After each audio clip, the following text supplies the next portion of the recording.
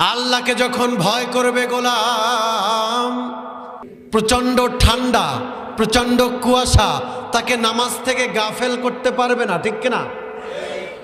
যখনই গভীর রাত্র হয়ে যায়, গোলামটা শরীর থেকে ল্যাপ কম্বল ফালায়া তিনি নামাজের মুসাল্লায় দাঁড়াবে। যাদের অন্তরে আল্লাহর ভয় আছে, এই বান্দাগুলো শুধু 5 ওয়াক্ত নামাজি নয়। এ আমার যুবকেরা শোনো,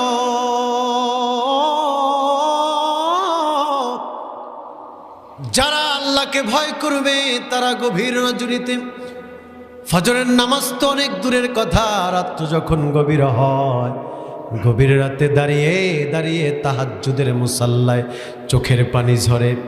এই পৃথিবীর গোলামেরা, এই পৃথিবীর মানুষেরা মাথার নিচে বালিশ দিয়া ঘুমায়,